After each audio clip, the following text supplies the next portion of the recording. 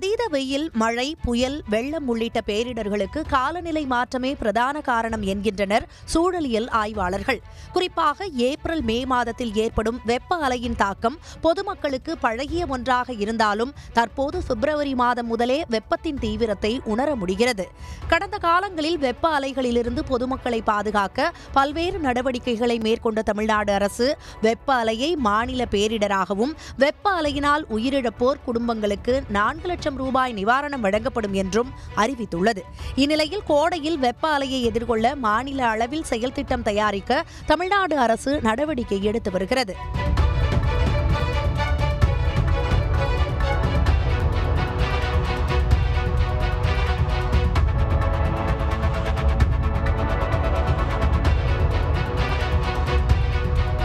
சாதாரண வெப்பநிலையை விட கூடுதலாக 4 டிகிரி செல்சியஸ் வெப்பம் உயர்ந்து தொடர்ச்சியாக 3 நாட்கள் அல்லது அதற்கு மேல் தொடர்ந்தால் அது வெப்ப அலையாக அறிவிக்கப்படுகிறது. காற்றின் வெப்பநிலைக்கும் உடல் உணரும் வெப்பநிலைக்கும் வித்தியாசம் இருக்கும் என்பதால் மனிதர்களின் உடலின் வெப்ப அளவை பொறுத்து வெப்ப அலையை கணக்கிட வேண்டும் என்கிறார் தனியார் வானிலை ஆய்வாளர் ஸ்ரீகாந்த்.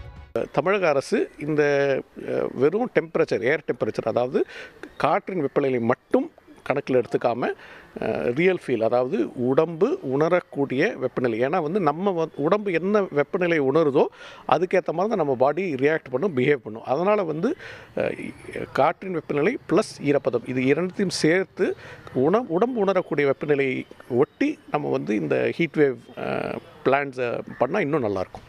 வெப்ப அலை காரணமாக கட்டுமான தொழிலாளர்கள், விவசாய தொழிலாளர்கள், நடைபாதை சிறு வியாபாரிகள், தொழிற்சாலை பணியாளர்கள், விற்பனையாளர்கள் உள்ளிட்டோர் அதிகமாக பாதிப்பு அடைவதால் அவர்களுக்கான சமூக பாதிப்பு திட்டங்களில் வெப்ப அலை பாதிப்பை சேர்க்க வேண்டும் என்றும் மாவட்ட அளவில் சிறப்பு அதிகாரியை நியமிக்க வேண்டும் என்றும் கோரிக்கை எழுந்துள்ளது. இப்போ தமிழக அளவில் பார்த்தீங்கன்னா டிஸ்ட்ரிக்ட் கிளைமேட் கமிட்டி அப்படிங்கிறத ஃபார்ம் பண்ணியிருக்காங்க. ஸ்டேட் லெவலாக இருக்கக்கூடிய கமிட்டி இருக்குது.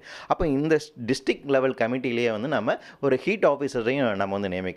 மாவட்ட ஆட்சியர் தலைமையிலாக ஆல்ரெடி ஒரு கமிட்டி நம்ம இங்கே ஃபார்ம் பண்ணியிருக்காங்க. தமிழக அரசாங்கம் செய்திருக்காங்க. கூடுதலாக ஹீட் மிட்டிகேஷன் ஸ்ட்ராட்டஜியை உருவாக்குவதற்காகவும் யார் இந்த மாதிரி வெப்ப அலையினால் அதிகமாக பாதிப்புள்ளவர்கள் அவர்களை கண்டறிந்து அவர்களை பாதுகாப்பதற்கான முன்னெச்சரிக்கை நடவடிக்கை மேற்கொள்வதற்கான பிரத்யேகமாக ஒரு அதிகாரியை நியமிப்பது நமக்கு ரொம்ப தேவையாக இருக்குது.